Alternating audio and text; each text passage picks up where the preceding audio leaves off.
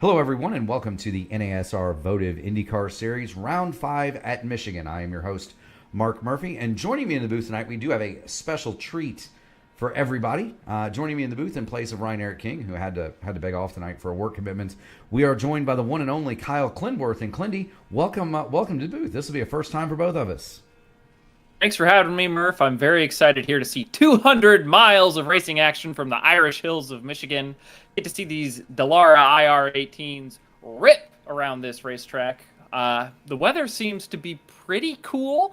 The track temp's only at 92 Fahrenheit, so we should see them stuck together this afternoon, or I guess it's evening, depending on where you are. Wherever you are, whatever the case, it's daytime in the sim, and lights are going to be green here for these cars when they take the track soon. Yeah, and so just to kind of get into a few brief facts about Michigan, I actually broadcasted a race here. Monday night in the NTRL Xfinity Series. It was built in 1968. It was open, so 55 years ago, almost to the day. October 13th, 1968 was when the venue was opened. It was built by a man named Lawrence Lapatton, and Lapatton had a vision. He was going to be the first guy to corner the racetrack market. He built Michigan. He built Texas World. He had ownership stakes in Atlanta and Riverside, and they had planned a 2-mile super speedway oval in New Jersey, about halfway between New York City and Philadelphia. Unfortunately, Mr. Lapatton went bankrupt, and this particular facility was then sold to Roger Penske. It stayed with Roger Penske from 1973 to 1999, where it was folded into the International Speedway Corporation, and today is owned by NASCAR itself. The track is 2 miles in length, 18 degrees of banking in the corners, 12 degrees of banking on the front. That's the D-shaped portion. The backstretch is 5 degrees. This track does have, and you can kind of see it in this blimp shot. If you look out beyond the back straight, you can see what remains of the infield of the former full road course. The full road course here, Clindy, I don't know if you knew this or not, was designed by none other than Sir Sterling Moss. And although it's no longer in use, it was one of the main attractions of the track at its inception, and there were several sports car races here as well. The IndyCar track record, Clindy, you want to take any stabs at that one? Really fast.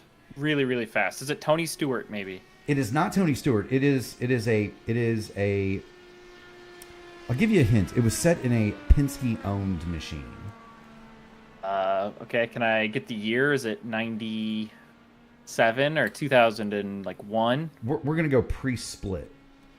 Okay, Pre-second so split. like 88?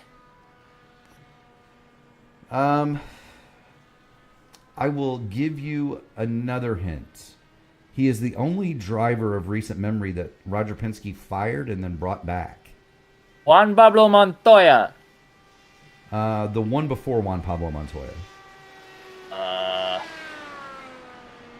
Do not know. Paul Tracy, 234.989 miles an hour is the outright track record here. So E.T. That's getting on with the program. That was set in 1996, I believe, 95, 96, something like that. Those big kart era cars with the huge boost. You would think that this track would be a little bit faster than Fontana because it's banked a little bit more. But you have to remember the original pavement at Michigan existed until 2008, and this is one of the tracks in iRacing where you can run both the new pavement and the old pavement. It was very, very, very bumpy back in the day, and so it was very difficult to get around here. Speaking of speed, ticking toward the end of qualifying, Gary Lovern, currently the pole lap, 220.948 miles an hour. Craig Forsyth just behind him to the outside pole. We have... You sure about that, Murph? You sure? Edson Santos. Now, Clindy called it Edson Santos earlier. Edson jumps up to the top of the board, 221.006 miles an hour, and that will conclude our qualifying session.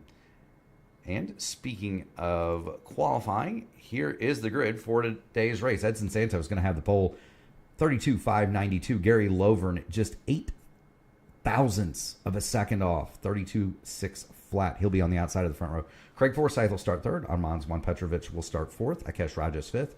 Nick Wheeler will fill out the third row in sixth. Will Stearns, he was our winner at Chicagoland. Very popular win. A longtime community competitor. He'll go off seventh. Josh Ward will be eighth. He is the points leader. Luis Gonzalez Nunez, our old friend LGN, will start ninth. Stephen Bruner, outside of row 5, will be 10th. In 11th, Josh Cruz, 12th. Turner Johnson, that's row 6. Row 7, Scott Schrader and John Napier. Sam Cosner and Greg Robinson will fill out row 8. Matty Wagner, we will no longer call him a stock car ace since he pulled off his stock car rookie stripes on Monday night. Got himself the win in that thriller in Atlanta that was the nightcap on Monday. He'll go off 17th in the 89. Shane Coker will be 18th. Mason Mitchum is going to start 19th and shotgun on the field. So 19 cars, there's a pretty solid field there, Clindy. I'm seeing Ashton Cosner showing up shotgun on the field as he did not post a qualifying time. And there, the overlay strikes again, as many of our viewers are aware. Sometimes if you do not take time for whatever reason, it does not show up on our on our feed. And so, good catch, Ashton Cosner, the number 34. Well, we told Gary we'd have the worst broadcast ever tonight. I couldn't do the trivia. Murph can't do the lineup or the poll. We've got 3 strikes already, and we're not even green yet. We've got 4 minutes till they drop the green flag, right? Or 3 minutes. They're doing their warm-up session right now. So the rules here in the NASR series are fairly simple. It is 75% fuel. There are 4 sets of tires, so 3 in the pits, 1 on the car. It is a fixed setup. You get 1 fast repair. The big news is we are 5 this is race number 5. These guys made Pocono pretty interesting. We've got Vegas and Indianapolis to end the thing, and those races are coming up. Next week and in 2 weeks' time. But Clindy, as we think about it, what are you looking for in a race that has 75% fuel at Michigan? You do what, 26, 30 laps, something like that? So I just ran a calculation. If you can get 4.5 miles to the gallon, which is very reasonable in the draft or in map 3 while leading, you can get about 31 laps of fuel economy. If you can somehow stretch that a little bit, maybe hit a 5 here or there, you can look to get 33 or 34 laps. That will allow you to stop twice in this race. You'll start with a full tank, you'll come in on lap 34, you'll come in on lap 67, and then that'll take you to the end. Sam Cosner getting all out of shape here in the warm-up session, but that will require some saving, so you might see 2 different strategies. You might see a strategy where 2 or 3 guys at the front are going all out full push, swap drafting to go as fast as possible, hitting a 3.9 on the fuel number, whereas people back in the pack are looking to draft as much as possible, lift, and get to that 33 or 34 lap marker. Now, do we want to talk about your fuel saving last night at Motegi, Kyle? I thought it was phenomenal. I went way further than anyone else with a lot of pace, and I just missed the podium to you. If I had turned the wick up a lap sooner, I probably would have run out on the backstretch, and then I would have had to throw a nasty block on you. But instead, Seb got all my dirty air, and I kept him out of 4th. But yeah, that was got to break up those IIR teammates somehow. Well, I was musing last night until the wee hours with our good friend, with my teammate, good friend Sam Carasella. I felt like I threw that one away, man.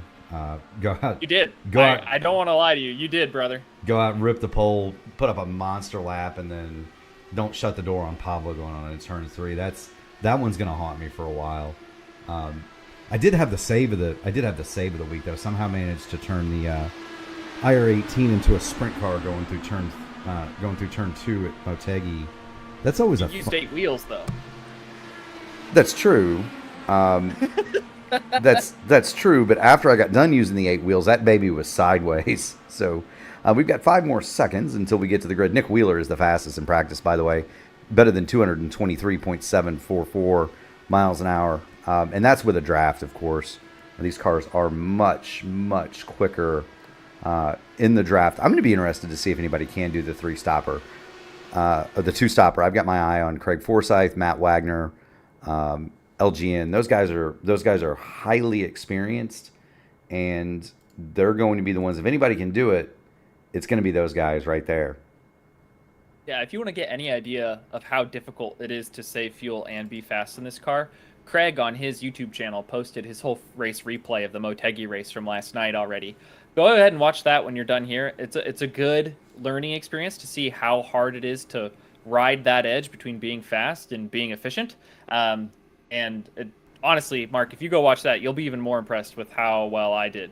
I'm always impressed. I'm gonna toot my horn forever about that Motegi race, man. I didn't think I'd make it that far on gas. I'm always impressed with you, Clindy. I'm even impressed with your composure whenever I hit the hit it here, Murph sign on your side pod for the 5th time this week. Yeah, I've got to finish races, Murph, and sometimes that means staying as far away as possible from you. The field is now setting itself on pit lane. You see Edson Santos there in the familiar Lerner Energy car. He's got the VOR machine of Gary Lovern right next to him. Great qualifying effort for Gary, by the way. The players' colors for Craig Forsyth sitting in 3rd, Juan Petrovich in 4th. Akash Rajas has one of the most colorful cars that you're going to see, Clindy. He goes off 5th as they're stuck kind of behind the. They're stuck kind of. There it is. So Rajesh he's got a colorful looking deal. Nick Wheeler's another name we're kind of familiar with, the Royal Purple car. He'll go 6th. Will Stearns, of course. Now that's Eddie Van Halen, is it? Gary would know. Gary would know the Van Halen car. So does he drive that thing 55, or is that a different singer, or was that the right singer but the wrong? Sammy Agar. Right? Yeah, but he was the front man for Van Halen, wasn't he? Was that David Lee Roth? I can't remember. Or did they go through 2 singers, and that's like they did kind of like split era of Van Halen, right? To put it in IndyCar terms. They did, yeah. So we're looking at Josh Ward there. He goes 8th. That's your points leader. Luis Gonzalez Nunez, old LGN, the purple checkered special, P1 Broadcasting on the side. That's the number 14. That's the Harris colors from Ayrton Dare, about circa 2001. AJ Foyt Racing, Clindy. Yeah, I watched AJ Foyt, the 4th, race that car at the Xfinity then, or the Busch Series at Chicagoland at the debut race as a wee child. I remember when AJ Foyt the 4th raced those colors in an Indy Lights car. Anyway, well, Clindy and I go down memory lane. Here come the cars to the Geico restart zone. The green flag is out, and the race, 200 miles at Michigan, is on. Gary Lovren got a good jump. He got by Edson Santos. Santos might immediately be on fuel save here. You know, that would be my thought. IndyCar drivers habitually start saving fuel just about as soon as the car starts. Now, I'll tell you one guy who's not going to save any fuel, and that's going to be Will Stearns. He's already made it to 3rd. He's looking at Edson for 2nd, and he is going to push that car to the high side. He's going to try, if he can, to get to the front. Will Stearns is going to want to lead every lap he can here. Will is a fierce competitor. Sometimes his eyes are much bigger than his dinner plate, I would say. I think my favorite memory of racing with Will is when he went full Joker mode at Auto Club. Someone forced him below the apron, and he said, "Okay, since I'm down here, I'm going to take you out with me." And he collected about half the field. It was amazing. Just have the gumption to say, "You made the mistake, and I'm going to make you pay for it." If you don't force someone below the apron, as he takes the lead here. Yeah, so he's going to go up there. He's going to grab the lead from Gary Lovern. Already 2 laps in the books, and it appears as though Will Stearns going to get the fastest lap. I thought maybe Lovern was going to go back by Will Stearns, but it looks like Gary's going to save some fuel. Now, Gary Lovern is a driver that's very familiar to me. He runs in the VOR series, the Velocity Online Racing series that I race in, and that's the logo on the side of his car. He is a teammate to Liam O'Sullivan and the wonderful Julian Altina. And so I race against him every Saturday. He's a very, very solid competitor. LGN climbing to the high side of Akash Rajesh there, back for 5th and 6th. Yeah, Akash got into the wall in the backstretch, got sucked into it like a magnet, and lost about 5 spots. Yeah, that's rough. You definitely don't want to do that. And that's not Akash Rajesh.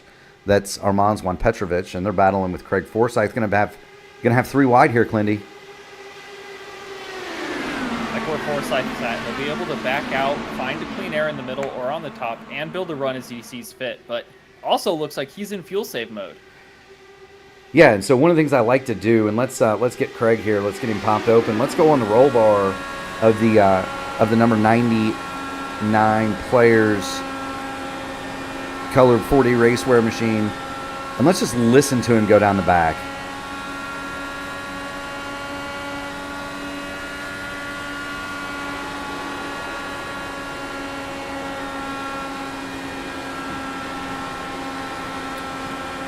So that's 6 gear, Clindy. He's not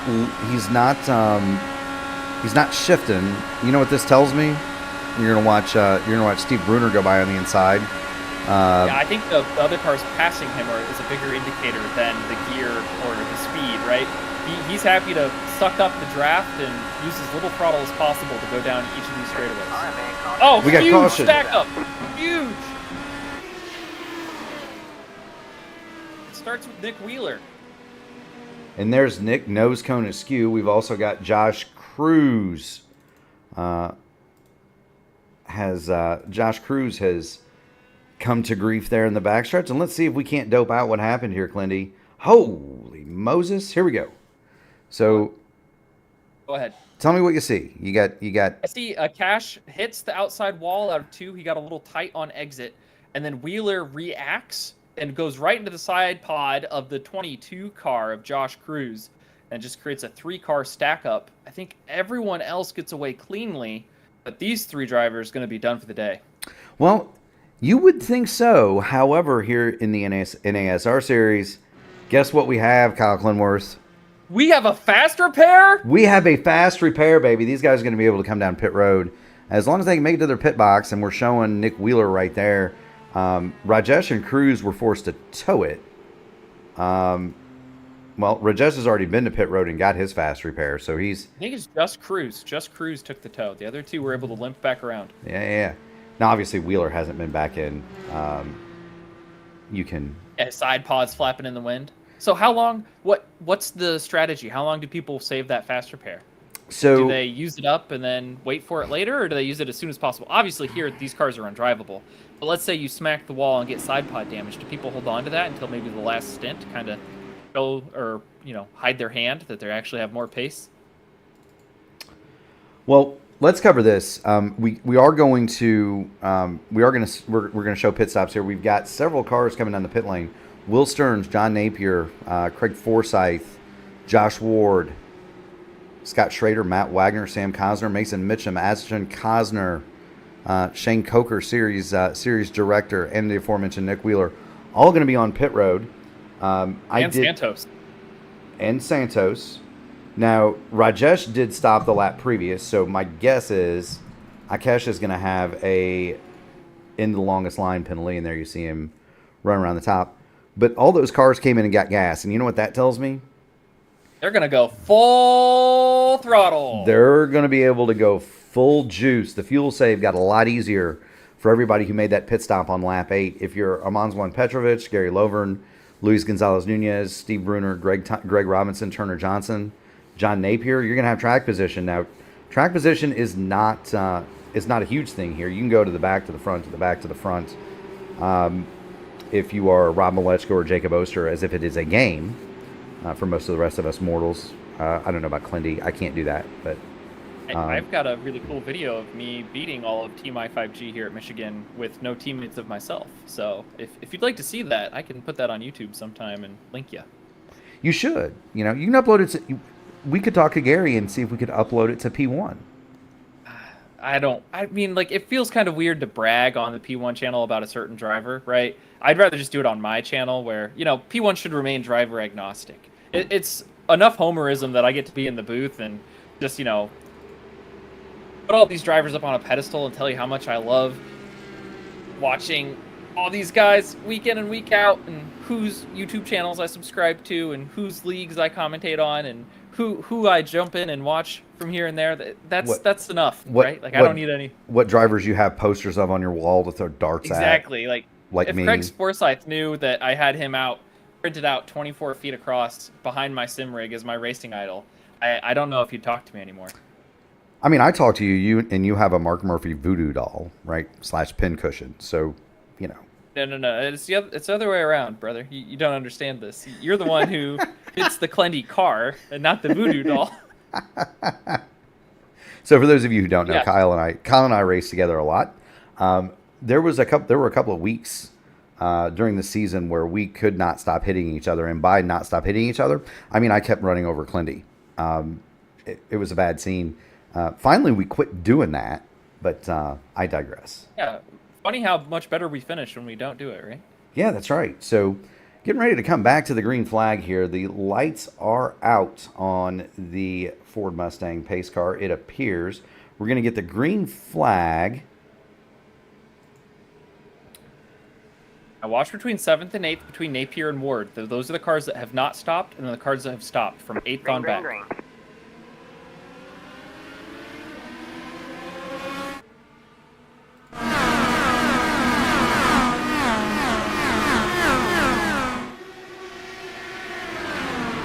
LGN diving to the bottom here, looking for the lead. There he goes. Lovren's thinking about taking it 3 wide, but thinks better of it. And you mentioned, let's go back and take a look at John Napier. He's holding steady. The racing up front, though, is going, that's getting fast and furious pretty quick, brother. 5 pips on a die. You've got 2-1-2 stacked up, 5 cars under a third of a second. Look at them go. The whole field here within a second and a half. And how about Greg Robinson? He's got that Kyle Larson liveried car. Always a favorite of Gary Gonzo in the P1 broadcasting booth when he sees one of those. The 00, Greg Robinson, had a great run last week. Got caught up in a late race melee that was not his fault.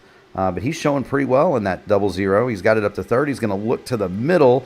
He's going to make it 3 wide going down the back, and he thinks better of it. Maybe doesn't quite get there. So LGN going to lead it from Armand Juan Petrovich. Robinson, though, he's going to go to second. Now you got to be careful over there. You got to be real careful over there if you're gonna run that turn 4 exit tight. There's almost like I described it Monday as a bump, but it's not really a bump. It's more like a ditch, isn't it, Kyle?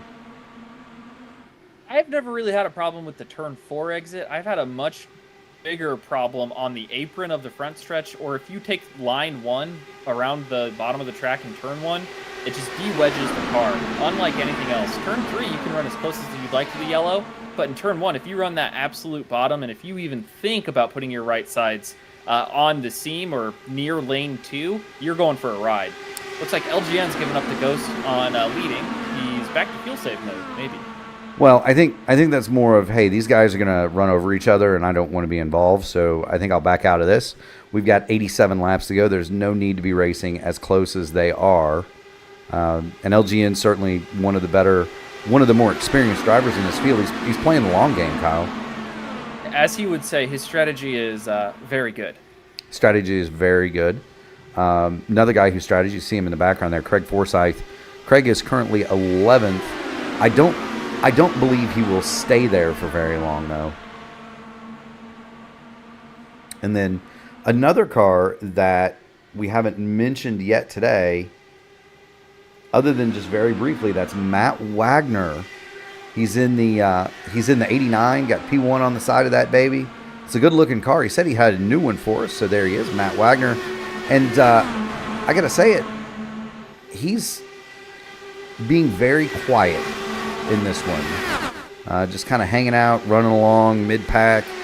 No reason to go anywhere right now. Him and Craig are right together.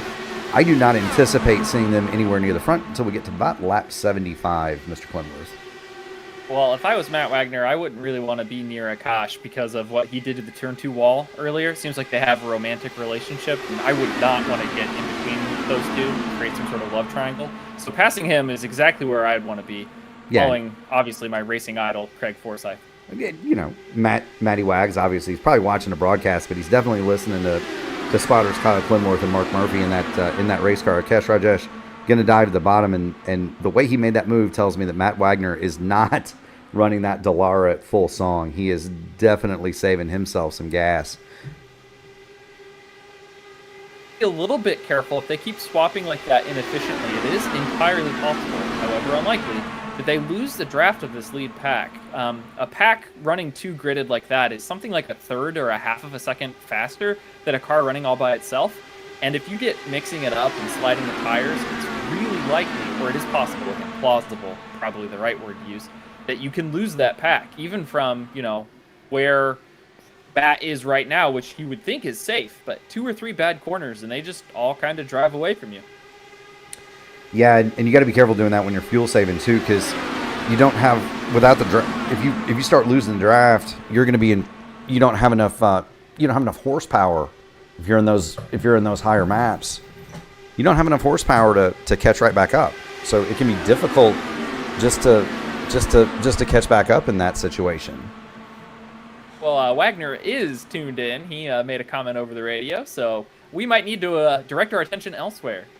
Of course, Matty Wagner has a comment. I'll have to start calling him Stock Car Ace again if he doesn't shape up.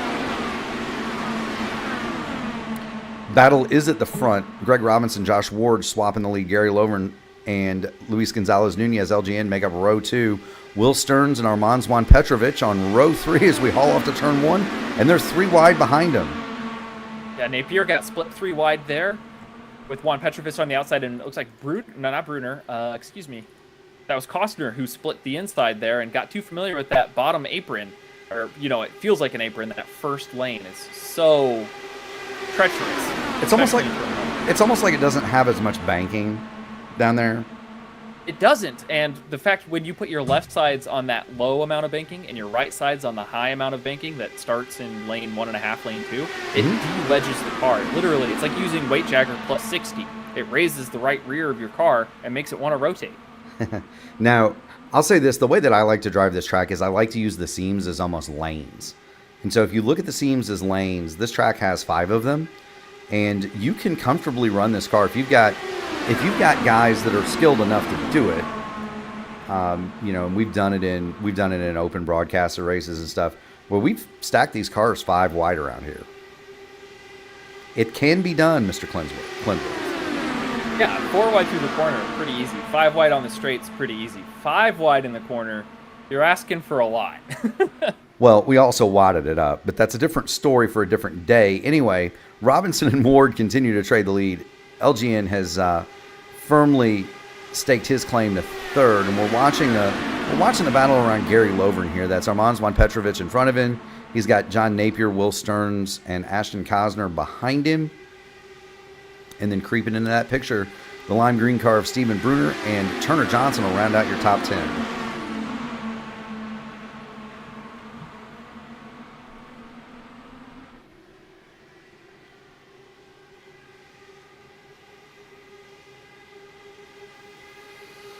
So what did that early yellow do to our fuel situation here? Is that going to be enough, you think, to let the guys who didn't stop make it comfortably on 2, or are they still going to need some help?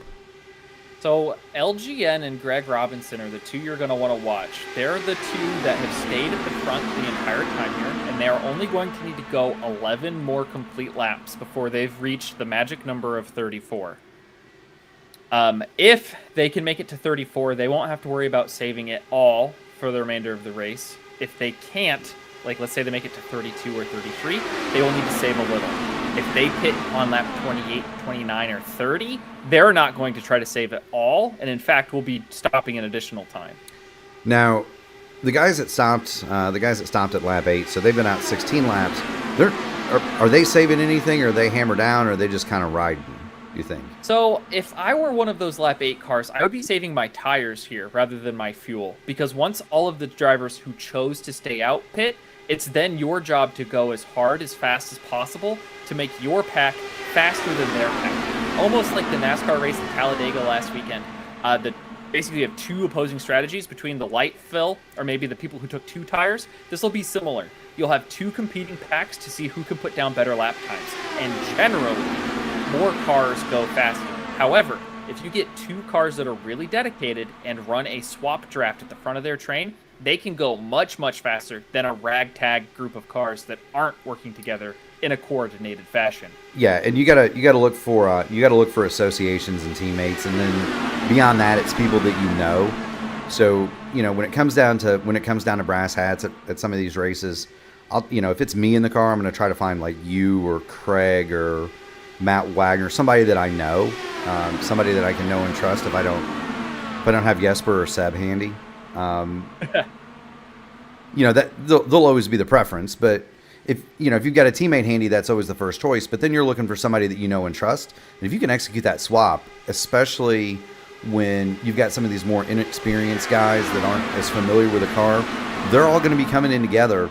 It may be difficult for them to get organized, but I guarantee you, when I'm looking at the guys that did stop, Edson Santos, Craig Forsyth, Matt Wagner, those guys do know how to get organized, and they'll be at the head of this train, and two of them are going to hook it up and go. And we have contact between LGN and Armand Juan Petrovic, and they're still hitting. Luis Gonzalez Jr. is going to spin it out. Juan Petrovic is going to spin it out. Caution on the speedway. Threading the needle there between them both. I do not think, and let's get the replay up here, I do not think that LGN hit anything other than just kind LGN has no damage. He got popped in the side pod squarely by a tire that shouldn't have given him right side damage. Went for a little spin. No worse for wear. That can't be said, however.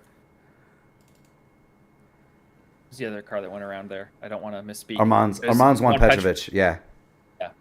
He'll be using his fast repair here, I believe. Now, I'll tell you about a guy who might need a clean pair of brown pants, and that's going to be Craig Forsyth. We're going to get on the gyro cam. We're going to get on the gyro cam for Craig, and let's have a look and see what he saw here, Kyle.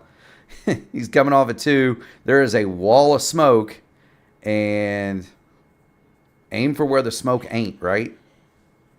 Sometimes I much prefer to have a spotter in these situations. Yeah, but all of your guys are always racing with you, so who spots you guys? We try to spot each other if we can, but when you're in the car, it's really, really hard. So what does Ty get on the radio and say? Hey, that idiot Murphy's behind you. Look out. Yeah, pretty much. That exactly came over the comms at Motegi. Now this is interesting. It's lap 28, and it looks like we're having a lot of drivers come in, and only one driver stay out. Yeah, everybody's coming except for, well, everybody's coming. I've got everybody on pit lane. Well, Cruz stayed out. Did either take the wave, or do they do lucky dogs as well? Either way, I mean, he's going to take the wave if it's available. He's multiple laps down, though. But this will get him back to 1 back, right? Yeah, let's get him back to 1, yeah. So he'll get the wave. Clindy, we've got the winner off of pit road is going to be Josh Ward. Gary Lovern is going to be 2nd. Will Stearns 3rd. Greg Robinson 4th. Cosner 5th. Turner Johnson 6th. Stephen Bruner 7th. Akesh Rajas 8th. John Napier 9th. Edson Santos 10th. 29 complete here at the NASR voted Michigan 200. I think you got to stop and put gas in it. The question for me is going to be, did you take tires during that first deal? Because you've only really effectively got one spare set. So I guess my question is, these guys would have needed long fuel, so the opportunity to get tires is there. It's in the tire window. Did anybody take them? If you took tires on that lap 8 stop, you probably shot yourself in the foot. And then you can't take tires, right? Because you're going to have to use your last set for the final stop. Otherwise, you're a sitting duck when the pay window's open. So, unfortunately, we don't get to see how many sets people have laying in the pit stalls in the overlay. But I would assume that one on lap 8 took tires. Maybe we should talk to the boss man about that. See if he can get that fixed up. He got the purple lap, so that's currently held by Akesh Rajesh, who is 2nd in the points, and Akesh is just a couple of markers behind Josh Ward for the leader for the standings. I'm going to pull those back up because it bears mentioning. Josh Ward leads the points 132. Akesh Rajesh has 131, and then you've got some distance back to 3rd place Nick Wheeler, but there's a whole lot of guys within 9 from Wheeler back to Barron Glover.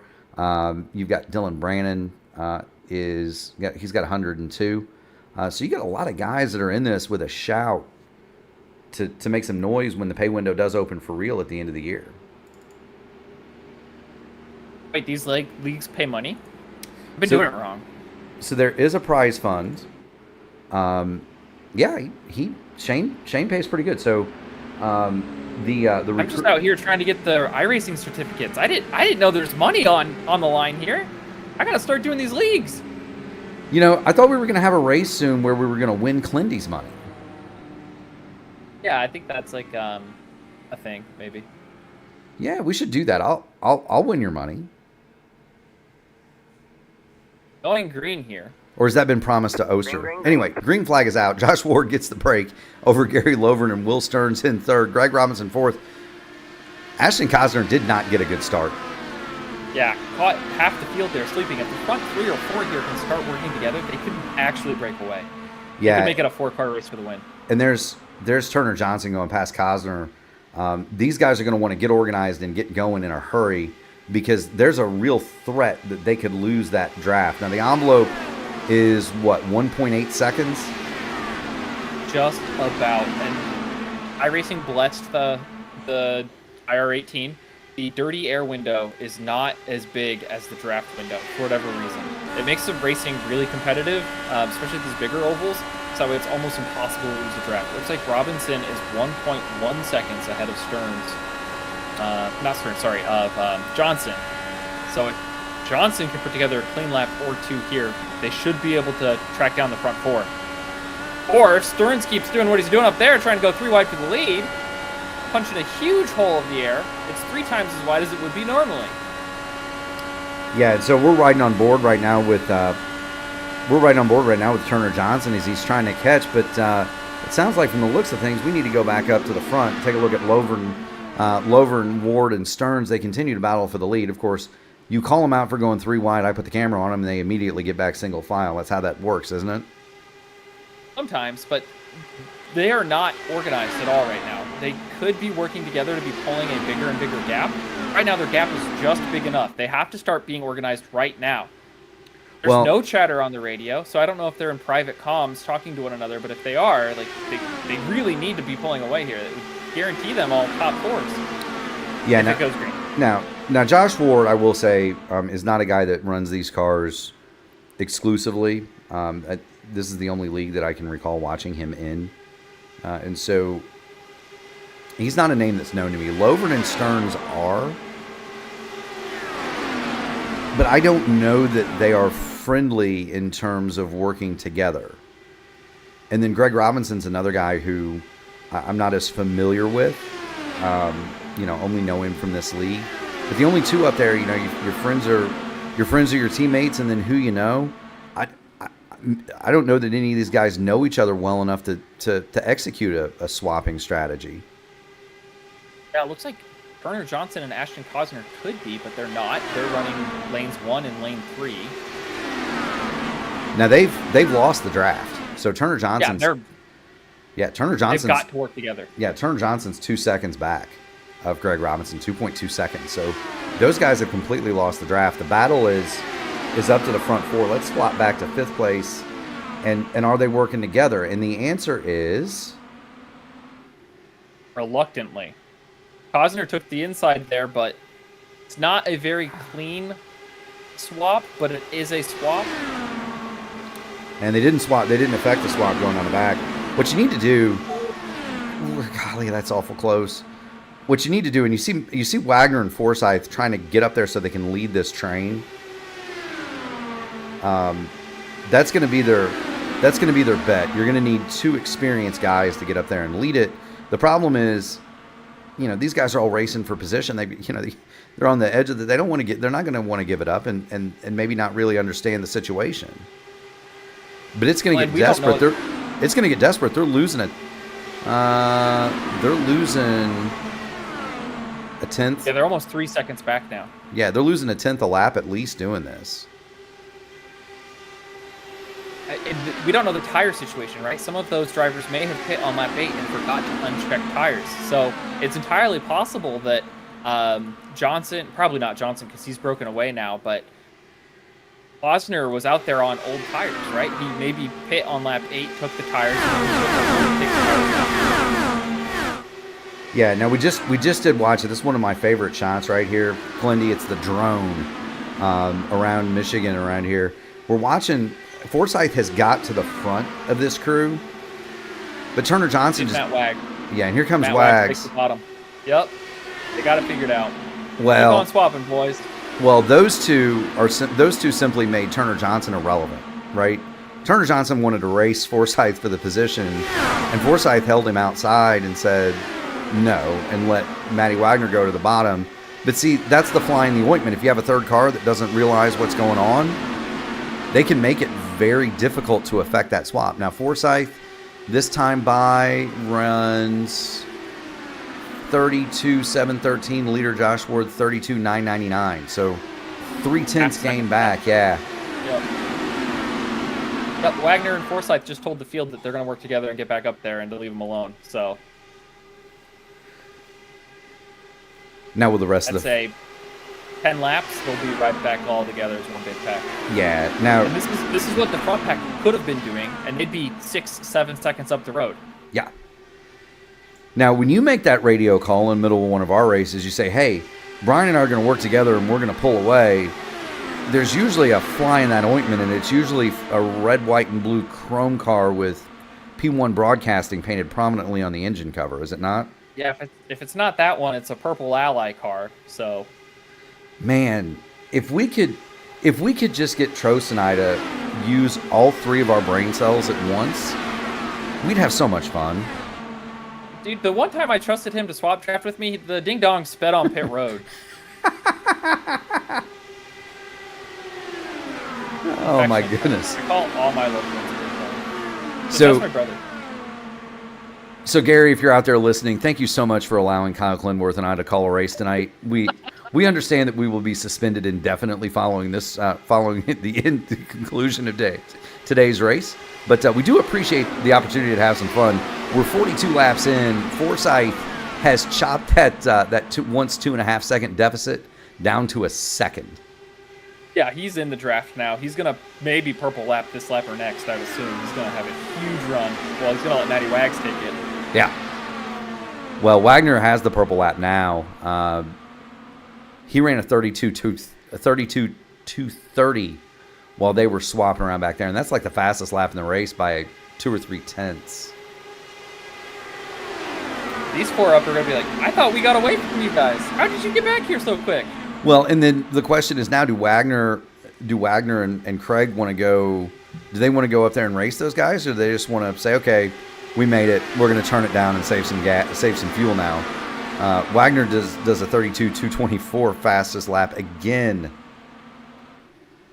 So, if I were in their position, I would see how far this swap works. It looks like Forsythe is backed off behind Stearns, but I would want to get to the front. I would want to dictate positions 1 and 2 and have control of the race.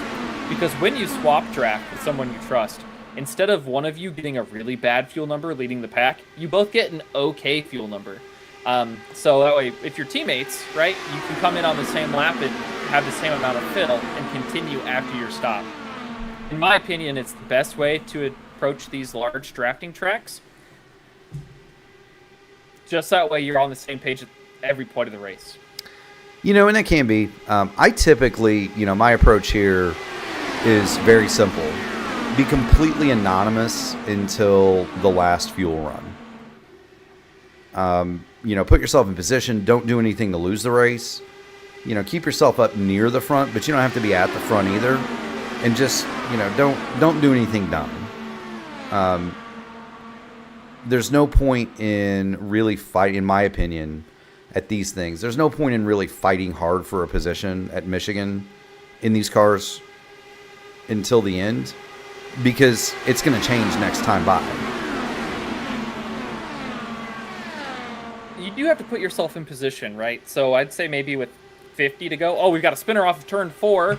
I think that was Cosner. No? It's John Napier in the number 98 machine. He spun it all the way down. He spun it into pit road, though, so we're going to stay green. And let's see what's happened to John Napier here. He's going along in the back. He's all by himself. He's in the Rogue Energy car. Was he going to pit lane, maybe? No, he just I think he lost control. He's using that faster pair, it seems.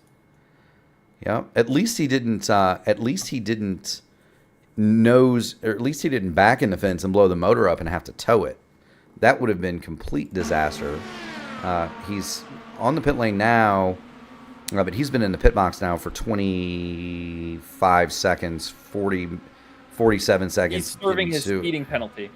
Ah, yes. So he gets the double whammy. You wreck the car in the pit lane, you got a speeding ticket. How about that? Pile on, man. Like, speeding penalty in real life is not that harsh. It's an end of line under caution. It's a drive-through under green. A drive-through is not nearly a 45-second loss. It's something like 17 to 20. I really wish iRacing would get that changed. For certain, sure. Meanwhile, back at the front, Fast and the Furious continues. Josh Ward leads it. Greg Robinson to his outside. You've got Lovren and Will Stearns forming row 2, and then 5th is Ashton Kosner. Akash Rajesh has snuck into the picture. He is 6th. And then you've got Matt Wagner working to his inside. He's 7th. Craig Forsyth 8th. Edson Santos, who's been in the back for most of the afternoon after sitting on the pole, he is 9th. Turner Johnson is 10th. Luis Gonzalez Jr. is 12th. Or 11th, excuse me. Stephen Bruner 12th. Nick Wheeler 13th. That's another name that we know of. Sam Kosner 14th. Shane Coker 15th. Mason Mitchum 16th. Scott Schrader 17th. Josh Cruz, early trouble, is 18th. Armand Von Petrovic has also gone for a spinaroo. He is 19th. And John Napier currently sits on pit road. Well, he's back out now, but 2 laps in arrears, and he will be scored in 20th. Do want to thank everybody for tuning in, watching the NASR Votive IndyCar Series tonight from Michigan. If you respect the stream, go ahead and hit the like button. Make sure you smash the subscribe so that you can get all of the P1 Broadcasting iRacing content, and you can support poor racers like Kyle Clenworth and myself. Not only poor in terms of money, but poor in terms of talent too. We forget to shut the door on the inside and let people pass us for easy wins, right? Yeah, finances, race results, emotional stability, all those things. I'm a very fragile boy, Mark. Social skills, all of them rated poorly. I'll tell you what. Jinx? You owe me a Coke. Akash Rajesh has figured something out here. I watched him come off of turn 2. Now, if he hits that turn 2 wall anymore, he's going to have to buy it a ring. And then he blinks out while I'm talking about him. But Akash Rajesh has started to figure out, I've been watching him, he started to figure out the high line over there off of 2. Looks like he's putting his right side wing out in clean air to the right of Will Stearns, just by like a couple of inches. But that's all it takes to get these cars to rotate, because you've got so much lateral grip in the tire, so much downforce, and the banking. The banking actually helps the car turn and stick, right? Yep. So the faster you go, the more in control you are. And you can hold the throttle wide open up by the wall. As long as the asphalt and the pavement has grip, you'll be in good shape. I love this about Michigan and about Homestead is that you can go all the way out. You can put your wheels up on the safer barrier and go just as fast as somebody on the bottom. Absolutely. So just still kind of watching Akash Rajesh there. He's pounding along. He is 7th. At the very tail end of that lead group, Matty Wagner has backed off a little bit from it. So is Craig. They are 8th and 9th. And Turner Johnson rounds out the top 10. You see Edson Santos, LGN, Nick Wheeler. They're back in that. In the 11th, 12th, 13th spots. Again, I think that those cars very much, Clindy, they're just biding their time, waiting. The guys at the front, though, God bless them, they are not biding their time, are they? No, they want to put on a show. They want to get on camera. They want to say, hey, look, loved ones, wife, family members, sister, brother, cousins, uncles. That was me. I was doing that for you guys. Put on a show. I wanted to lead laps. I wanted to go 3 wide. I wanted to rip the fence, hug the yellow line, do whatever it takes to get Mark Murphy to put the camera on me, because I'm the star of the show. You know, maybe I should put that on my side pod. We'll take the IR off and we'll put, hey, Gary, show this car on the side of my car. Well, Will Stearns seems to get on the broadcast quite a bit just by having the Van Halen car. Just maybe we should get decals that say, "Hey Gary, watch this," right? So maybe G.I. Joe. I know he likes that quite a bit too. Put a facsimile of. It came out last night that, of course, my helmet is painted like Burt Reynolds' face.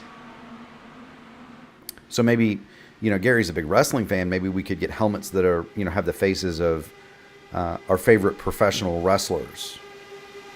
Mark Murphy, I've got news from the racetrack. Josh Ward has signaled he's pitting. It's almost not even lap 60. I don't know how hard he's been running that fuel number.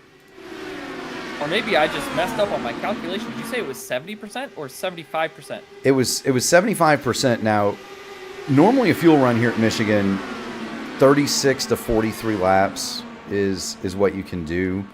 I had thought that we were going to see fuel stops as early as 26 laps, and that they might be able to go 33 if they were really cautious and saved it. Clearly, these guys, though, Josh Ward, Will Stearns, they've been out at the front. These are two of the guys that have been battling for the lead constantly. They both have clean ins, both have clean outs. We'll watch Josh Ward get back up to speed here. Robinson also comes to pit road. Yeah, I mean, and that's part of it though. Like, okay, Josh Ward doesn't run these cars a lot, right? He's not somebody that I would consider a veteran. Neither is Greg Robinson. Now, Will Stearns is, but some of these guys may not realize, and we've got more. Akesh Rajesh coming to pit road. You're going to have Steven Bruner coming down. We've got one slow. That's Turner Johnson.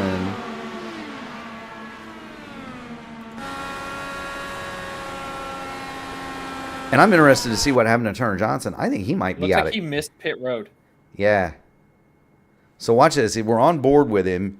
He's getting ready to come down pit road, and he gets down in that kind of ditch that I was talking about down there, and he's got the rear brakes locked up, and the thing just goes straight with him. He has no choice but to go, and I don't know that he's not short of fuel.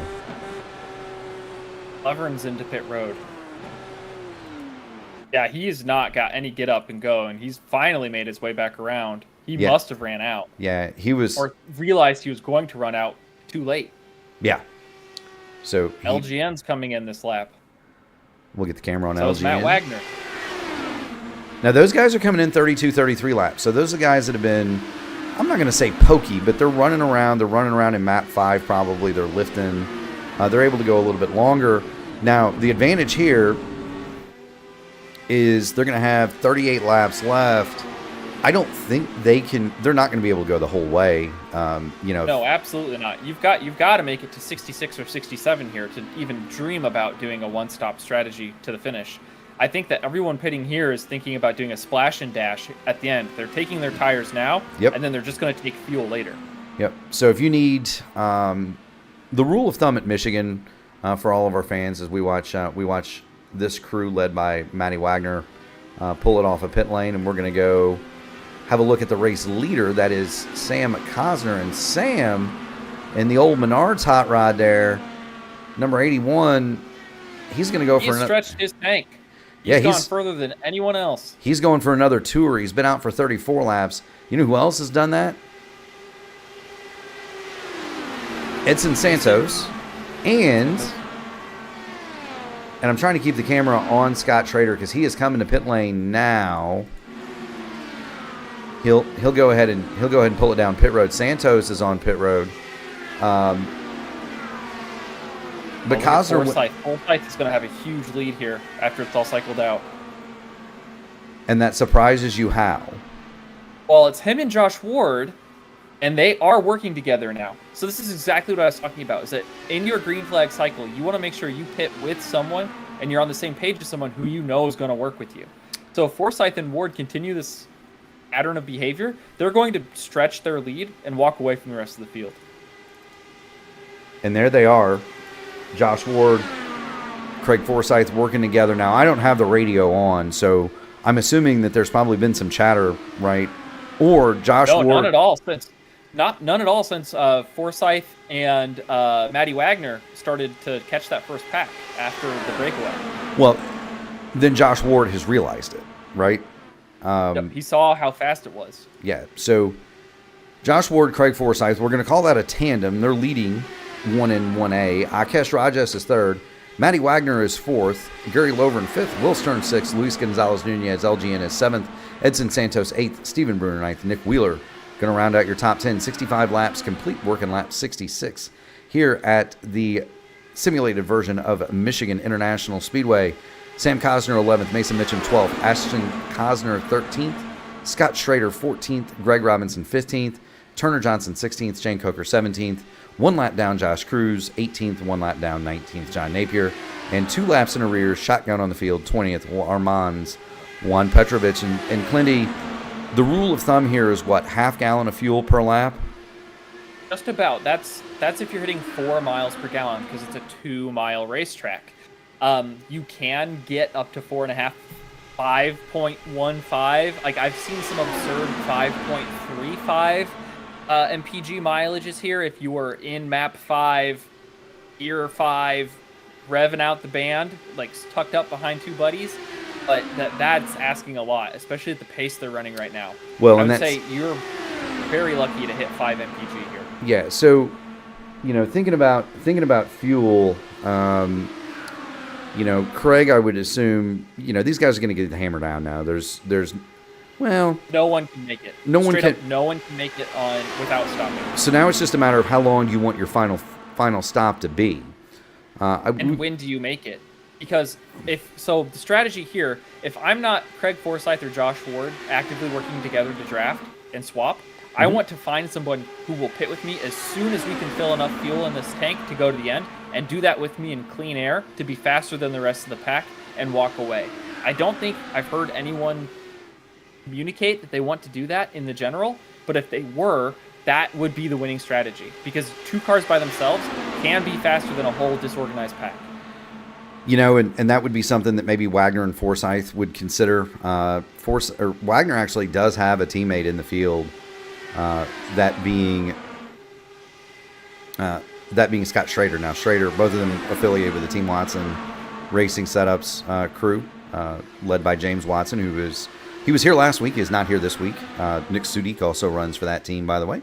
But you're looking at, if you've got a friend, now might be the time to slide into a Discord channel and say, hey, let's do it. If it was me and you out there, I'd give Clindy a call and say, hey, bud, let's come down. Let's get some gas. If I got a set of tires, let's get those, and let's do it about lap 80. I think lap 80 is too late. I think you need to go as soon as the window is open, because there are 2 scenarios, right? Either you come out in clean air and you don't tow the rest of these guys around, or you come out behind them and you can gain time on them by drafting through the pack. Yeah, you should. I mean, at race pace, you should come out behind the pack at race pace. Now, these guys are going a little bit slower. At full chat, you should lose about a lap and half a straightaway. And the pack is not that big. It's, 9 cars.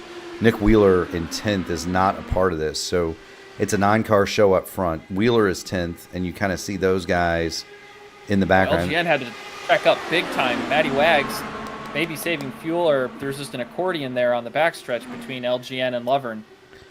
Now that can happen in the US 500 in the top split race, the comeback. That was every the one that Dale Jr. did. That deal. We were literally riding around the top at California, which sister track to here. We were riding around the top in Fuel 5, standing on our brakes, trying not to run over each other for 450 kilometers. It was the wildest thing I ever saw. And then somebody flipped a switch, and it's like we all got ants in our pants, and we were 5 wide for 15 laps. I think I somehow ran 8th in that deal. I went from 15th to the lead to finishing 8th in about 4 miles. I kind of hate it when those guys with 7K I rating show up and they decide, oh, I want to pass the field now, and just do it in a lap and a half. It's fun racing against them, though. You learn some stuff. You learn. Yeah, you learn. I feel like John Napier is pitting. He's a lap down, unfortunately. Right. So John's going to come to pit road. He's going to fill his tank up. He's going to get a new set of shoes, new pair of boots, go back out. I'm interested to see though who's going to be the gambler. Watching LGN, Matty Wagner, Gary Lover, and those are some experienced guys following behind Craig Forsyth. Who's going to be the gambler? You got to bring a buddy to Vegas, Murph. So I'd expect whoever comes first is going to bring a friend. So do you want to go to Vegas? Let's go to Vegas. Forsyth. Craig Forsyth and Matty Wags are going to Vegas. Now you called it. You said earlier, as soon as the window opened, I figured 26 is at full chat. Full push. Yeah, that's full push. And look who it is. It's Forsyth and Wagner, two of the most experienced in the business. They're going to pull it down pit road and watch these guys. LGN has sniffed this out. He's pitting in now to try to maybe catch them on the next lap. And it looks like Gary Lovren's going to follow LGN. Yeah, they're covering it off. So Wags and Forsyth are going to go, and we're going to watch the pack come past them, led by Josh Ward and Will Stearns. This is what I'm talking about, is that now they'll get to use the pack to gain time relative to their position. Yep. Well, and it's going to be awful hard now for LGN and Gary Lovren to catch them. We're gonna flip to LGN and Lovren.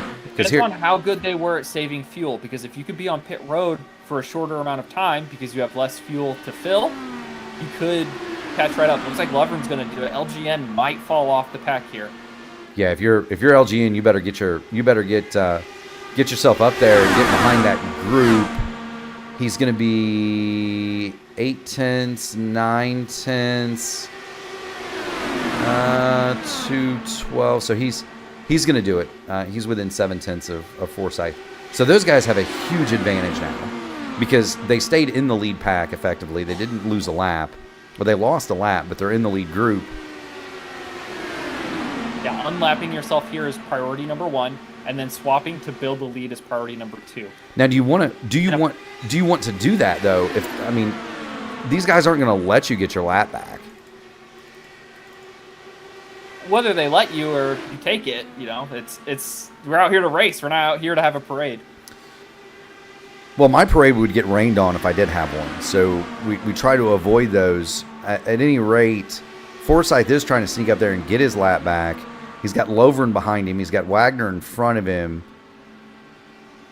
The reason that I would say I would have waited till lap 80, Clindy, is I tend to find that the tires here get really loose late in the run, especially if you are leading and you're swapping. You tend to put a lot of pressure on that right rear. And so I might have left it a little bit later just so that I had some fresher rubber at the end. It's not going to matter for speed, but it does matter for maneuverability, I guess. Yeah, it's two sides of the same coin, right? Matty Wagner has resumed the tail end of the lead lap, and Forsyth is going to go to the bottom and take his rightful place on the lead lap as well. Now, he and Wagner are going to work together, and if they can, put time on the field. Right, and it's Josh Ward's job here. He is absolutely going to want to break up that parade. Will Stearns, those guys, they don't want to see Forsyth and Wagner back on the lead lap, but they don't want them to get out ahead and get to swapping either. Yeah, or have clean air, right? Clean air is better for your tires than dirty air. Absolutely. Forsyth and Wagner, I don't know if it's necessarily imperative for them to get onto the lead lap. It'd be nice. I think being at the front of this train is enough because they pitted from the back of it. Correct. Will Stearns is going to come into pit lane. And we'll have a look this will be a perfect fitness test to see where Will Stearns comes out relative to the two blue cars that have already pitted. Litmus test being a fancy science term to see the acidity of something or its properties of base. Little science lesson for y'all. It's just what I wanted today was a science lesson from Kyle Clinworth in motor race. Will Stearns comes down, car goes up on the jacks. He's going to get it full of fuel. 18 laps to go. LGN just about took out Gary Lovern. Okay, so Will's coming out. We've got him. We're showing we can see the pack in the drone shot. Here they come. Is Will going to be? Yeah, he's going to be able to latch onto the back of that pretty easy, I think. That's a difference in track position. Right now, Will's got to work harder to get up to where Wagner and Forsyth are, because he's got to get by all these other cars. Oh, he's in the wall. Stearns is in the wall. Don't do that, right? Yeah, apron bad, wall bad. Look Grass, at Matty Wags going 3 wide. Grass okay. These are just really expensive lawnmowers that we made go real fast. Tony Kanaan would be able to tell you all about that if you ever catch him in a race. Ask him about his grass cutting adventures. Ward is looking to pit. Now that's going to be dicey because he's at the front of this pack, and we're going to watch Josh Ward, titularly the leader. He's going to bring it down to pit road, and he was steaming. Get it down there, boss. He does it, but he was awful close. And Stearns is back down pit road, and is that a penalty, Clindy? Yeah, he's got a black flag. I'm not sure if it was an unsafe pit exit. Let me see if I can see what it's from. I don't think he sped. Yeah, I think he had an unsafe pit exit. It looks like he put his right sides up on the racing surface before the access road was open. There you go. And that's a tough break. Will was in pretty good position. Now, Wagner and Forsyth have assumed effectively the lead. There's Josh Ward coming back out. And let's get the drone cam on him. Can Josh Ward get blended back into this pack? Yes, I think he will. Okay, so Josh Ward is good. Will Stearns, of course, will fall out of this pack. So it's now minus a car. 1, 2, 3, 6, 9 cars in this lead draft, although they're not all on the same schedule. Technically, the leader of this race at the moment is going to be Steven Bruner. And that's the highlight of So what Bruner wants to see is a yellow flag right now. So that way he can take his service under caution and resume the lead. Yep. However, Matty Wagner and Craig Forsyth have rained on that parade because they put themselves on the tail end of the lead lap. Same with LGN. Anyone on the tail end of the lead lap will pass you while you are taking your sweet time on pit road. So keeping those guys a lap down and forcing them to take the wave is how you protect that track position. So if you are on track right now and you have not yet pit, you want to get in front of those guys who have already pit. So that way if the yellow does come out, you are in better position. Now, here's the thing: you don't want to be the caution. He almost understeered up in Akash Rajesh. You don't want to be the caution either. Say, hey, Lewis Hayes. Matty Wags says Matty Wags has an ISRA truck win on a Monday. Can he win again tonight? Well, say, hey, Lewis Hayes. He's going to give it a shot, man. He's 10th. He's on the tail end of the lead lap. And he's got his buddy Craig Forsyth up there. Laps.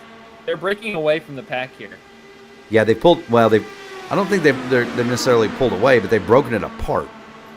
Yeah, they're getting to the point where they could, right? Every time they race behind, not LGN and not Lovern, but the cars behind that have not yet pit, who are on older rubber, they can't keep up. And this is time in the bank, right? Yep. And if you don't have a dancing partner, you can't make that time back up. It's like being a dual income couple with no kids, right? There you go, Akash Rajesh. He's gonna pull his Dallara IR18. He's got gold hubcaps on that baby, Clindy. He's gonna pull it down. He's gonna pull it down pit road. Take his final stop. If I was these guys, these would be gas and goes now because you only need 5 gallons to get it home. 5.5 gallons, maybe. Yeah, it's that's why I like pitting earlier, right? You get all the good out of the tire. Yeah. Just think of the time deficit that you lose. Like putting on tires is a 7-second investment, right? So if you're not going to make that 7-second investment back up on the track, you don't take them. Fresh tires here are probably worth 0.3 to half a second, right? So you need something like 14 laps on fresh tires for them to be worth it. 10 laps to go. If you can manage to get off of pit road with hot, old Firestones, it's in your best interest not to take them at this point because you won't make up those 7 seconds. Now I'll tell you who did not invest in new tires. That's Nick Wheeler.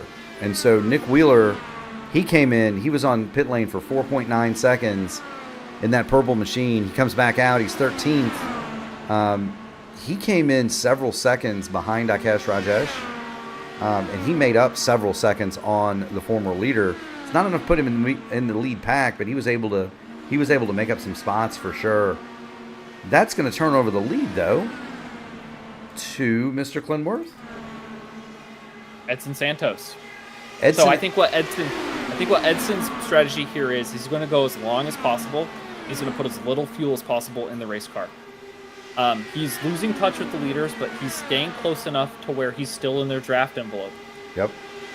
I would expect for him, I don't think he can make it. He last pit on lap 63. He'd have to go 37 complete laps. We haven't seen anyone get close to that number, but he could be looking for a late race yellow. That would allow him to get his car to the finish line with the fuel in the tank without having to stop. It's very true, and he's able to really just featherfoot that learner energy car around here. Leaner energy. Leaner energy. Solar. He is. Yeah. Solar technology solutions. So do they have solar panels where you live at in Ohio there, Clindy? I'm in Maryland now, and yes. Gotcha. So we don't have a lot of those in Indiana. There's some around Indianapolis, but more windmills out here actually than anything. Yeah, I came from a town that had a bunch of clean energy. My energy was so cheap in Normal, Illinois. Rest in peace. I miss my house there, miss my family there. The home of my good friend Craig.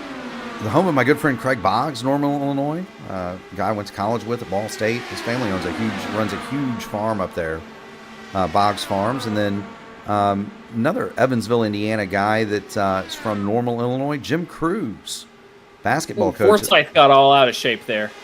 Yeah, Jim Cruz was the head coach at the University of Evansville for the basketball team for 100 years when I was a kid. He's from over that way. Edson Santos is giving it up. He's going to come to pit road, and let's cover that because Edson Santos, this is going to be a very fast stop. Well, we have a four-way fight for the lead now. LGN's dialing up the bottom. Eyes on Santos while the battle for the lead rages. Ward, Wagner, Gonzalez, Forsyth. Wagner in the wall. LGN to the bottom again. Forsyth looking on the outside to be 3 wide. Forsyth's going to have a big run. Santos was in the box 4.3 seconds. Here he comes. Short stop. Here he comes. Here comes the pack. Is Santos going to be able to beat the pack out? If he gets in that pack, he's going to be in deep trouble. But if he's able to beat him out, he might be able to hold him off. Here they come up to speed. He's well in front, but he's going to get hunted down. Yep, there you see. Not far enough away to break away. No, he's not, and we're going to go on. LGN, careful, careful. We're going to go on board LGN. He's got jokers to the left and trouble to the right. LGN falls in behind Josh Ward. Now he goes to the outside. You're watching it from the roll hoop.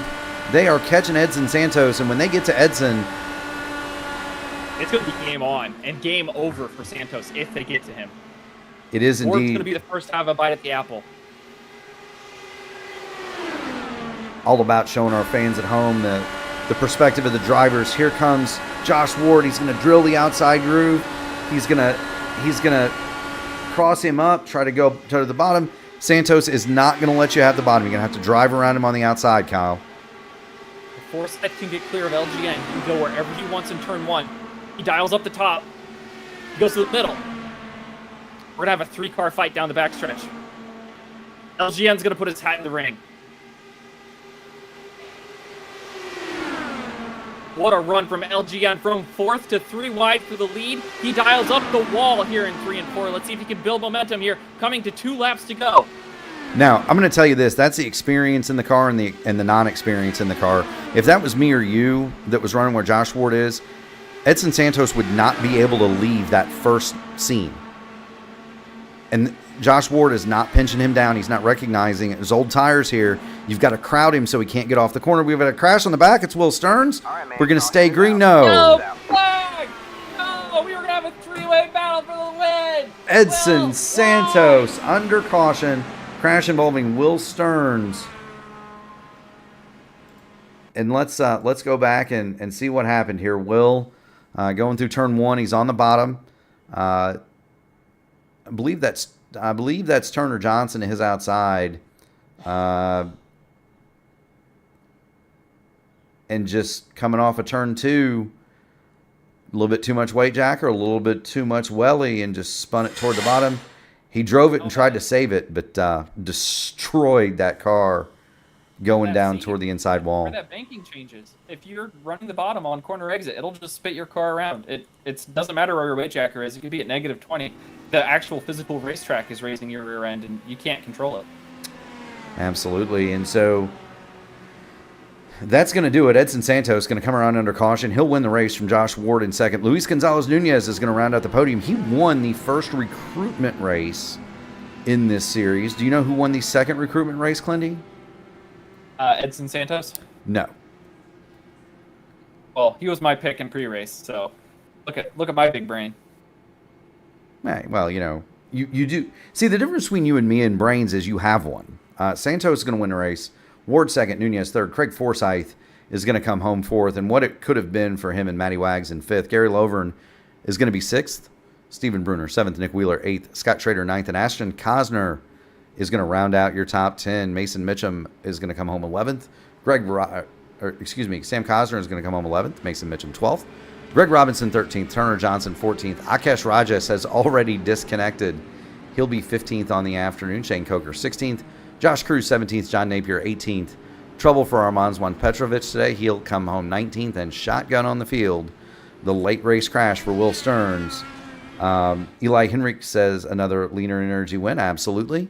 Edson Santos has been tough in this series. He is now the first, and he's going to do himself some donuts. He is now the first multi-time winner in this series history. How about that? First of many, I'm sure. He is very competitive in these cars. Absolutely. Go back and get some replays queued up here.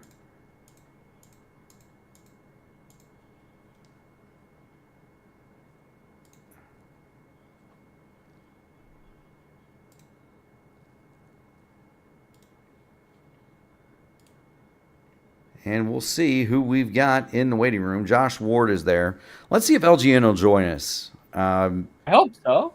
I do too, man. I don't get a chance to talk to him very often. The last time I talked to LGN was very briefly last night, and I was explaining how I was too slow at Motegi and probably going to be a dump truck and in the way.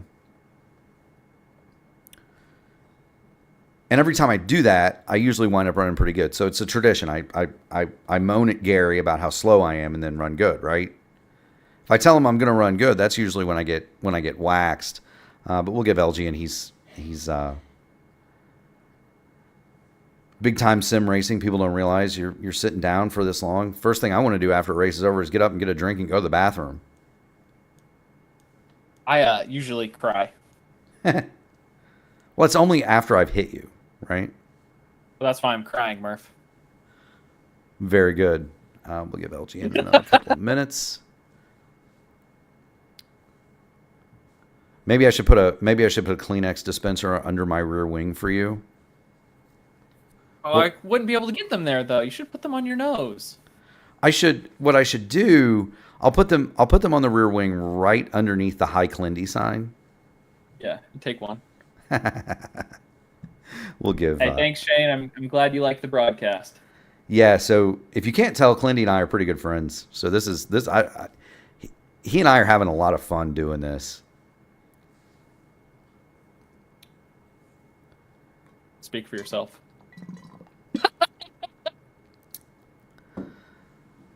We kid because we care.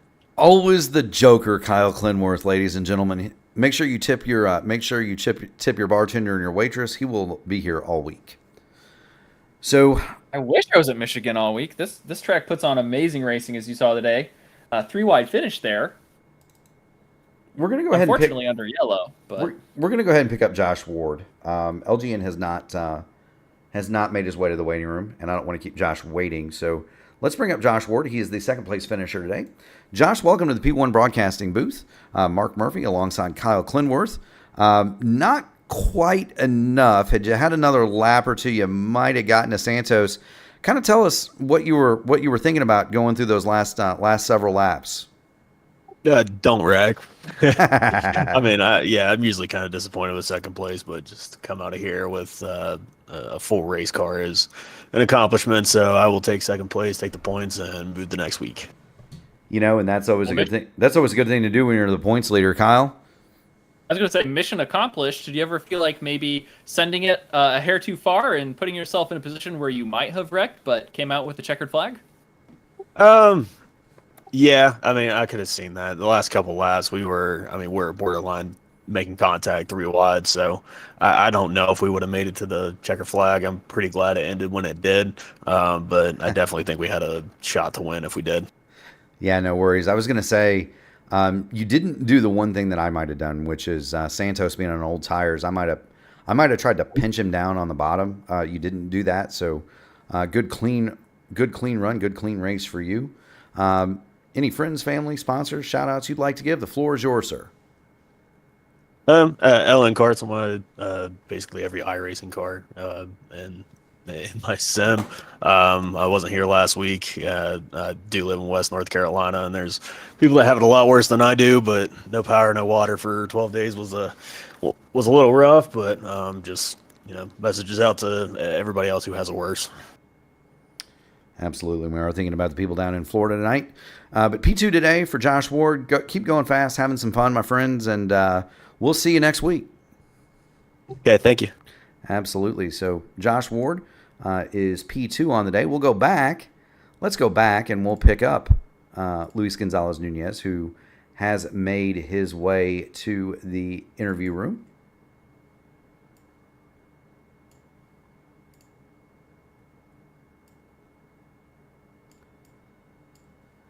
LGN, Mark and Clindy up here in the P1 broadcasting booth. You got a copy, sir? Yep, I hear. Absolutely, yeah. Absolutely, I am here. Well, my friend, you got back up into the front. You finished one of these things finally. You won you were the inaugural race winner for the NASR Votive IndyCar Series. You won the first recruitment race at Kansas. And then you and I both were in really good at Kentucky. It's been an up and down season for you, but you finally cashed one in. Talk about your day, my friend.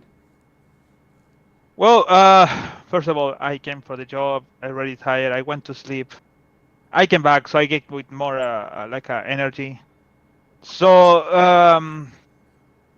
so it's better than the last time. So better than the Pocono when you have a 6 yellow flags, and now we have only 2. Unfortunately, we have the yellow flag in the lap. So we should be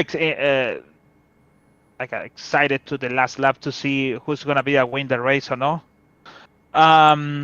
Also, I tried to take the lead. I thought it's gonna be who's gonna be inside. It's gonna be the winner, but no, the car is going up and up and up. So I tried to, didn't work. So I take the 3rd place as a victory because I really tried to do something. And Kentucky, I think so. When Julian went up to Craig and everybody crashed and Will won. So there's a good race for today. Absolutely, Clindy. You got anything for our broadcasting partner in crime? Well, Jan, I'm glad to have you here in the booth, and I'm glad to see you perform and kick some butt on the racetrack. Were you listening into the broadcast, or did you have the strategy down pat? Well,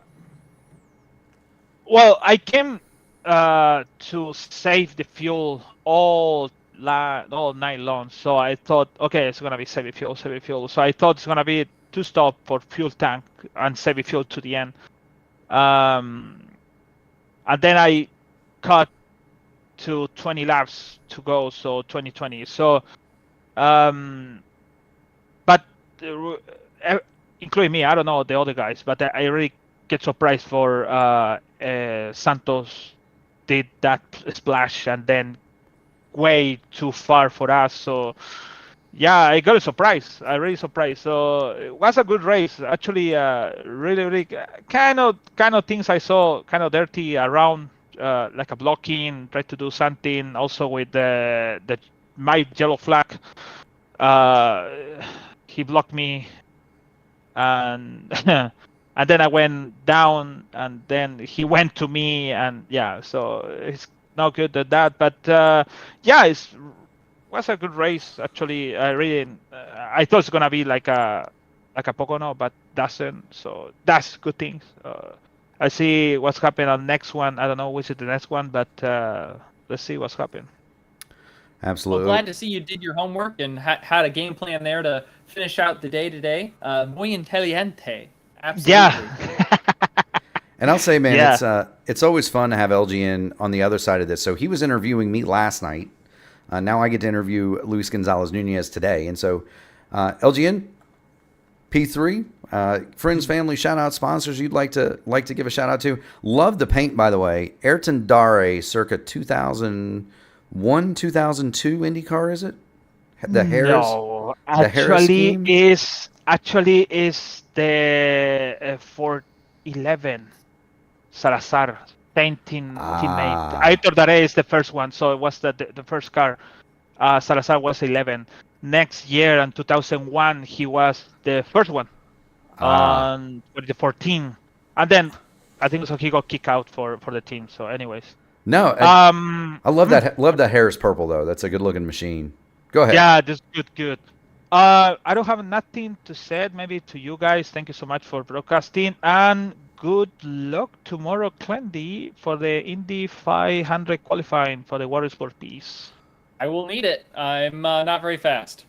For now, I see you first in this practice. But anyways, so it's gonna be tomorrow. Like I said, LGN, I am not very fast. Don't worry about it. It's gonna be. It's okay. You have a 5 hours of that tomorrow, so it's gonna be tomorrow 7:30. The last hour on the practice. Sorry, the qualifying, and then the 12. Sorry, the bump, and then to the end the 12 fasters to the qualifying. So don't forget that in year-end channel network in YouTube. So I'm gonna be with Gary tomorrow. So stay there. Thank you so much. No worries. Enjoy it, LGN. Thank you so much, my friend. Luis Gonzalez Nunez finishes third today, and we do not have Edson Santos in the booth. I'll tell you what, you can go pick any VOR DW12 broadcast from the last month and a half, and you can listen to one of Edson's interviews there, and watch the whole race, listen to my commentary, go like and subscribe on the Velocity Online Racing League channel, and you'll get a taste for both Edson's very humble aura, his very smooth voice, and his racing etiquette, all of which are A+ in my opinion. So sad that he's not here in the booth with us, but he put it all out on the track and didn't want to leave any on Discord for us. You know, Edson's a great guy. I enjoy racing with him quite a bit as well. Good to see him pick up a win tonight. Again, Edson Santos, well, there he is. He is in the waiting room, so he must have heard us. Let's bring him on up here. Edson. Say his name 3 times. Edson He shows up. It's magic. We summoned Edson. Congratulations, Mark Murphy and Kyle Clinworth in the P1 broadcasting booth. Congratulations on your win. Tell us about the splash and dash at the end, my man. Hello, Mark. Hello, Glendy. Good night. So, what an interesting race, especially in the second half. Very cool. So I got the pole, but I didn't want to lead, to stay in front. If the race had been all green, there might have been a little chance to make just 2 pit stops. And so I decided to try save fuel as much as I could. 2 yellows came out, and it was a little bit frustrated about this plan. I wanted to save tires and fuel. And so apparently, in this long stint, I realized that several drivers anticipated the pit stop. I was a little bit worried about Some things were happening the pack. Some movements, abrupt movements. At times I was pretty scared. Several times I was slowing down to avoid incidents, touches, and I wanted to survive. But so the victory came from my decision to stop with 5 or 6 laps to go, and I didn't change my tires. It was just a splash with 2 gallons, and because I was confident that I could get back to the front of the group. The big question was what if I would be able to hold in the inside line with my old tires. I didn't know if I would be able to make it, because in turn 1 and turn 2 it was pretty good, but in turn 3 and turn 4 my understeering was terrible.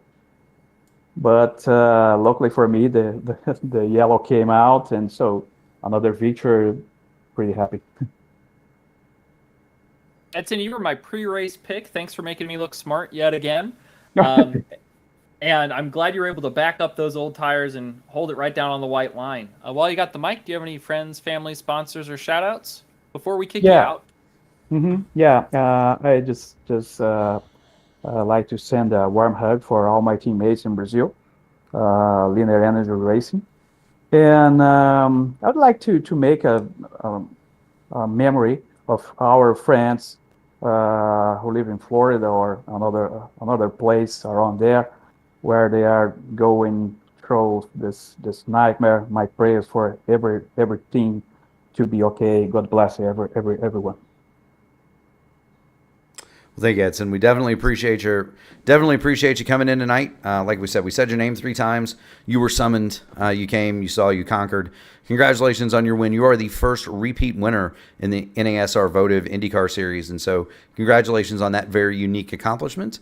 Go on, enjoy your night, celebrate your win, and we will see you next week, my friend. Yeah, sweet. Thank you. Sir. Yes, sir. And so thank you so much to Edson Santos for joining us in the P1 broadcasting booth. Always awesome to talk to Edson, isn't it? Absolutely. He always has such a calm and respectful demeanor. Like I said, he's always leading with a warm hug. So it's always great to hear that he's thinking of his friends and family and those abroad, even for him. Absolutely. So, do you have any final thoughts for this evening, Mr. Clinworth? Yeah, this race was perfect except for 2 things. We didn't see green flag stops decide the race on fuel mileage. Rather, it was green flag stops on strategy, which is great. But fuel mileage is always a slow burn, and it would have fed into the whole Motegi discussion we had earlier.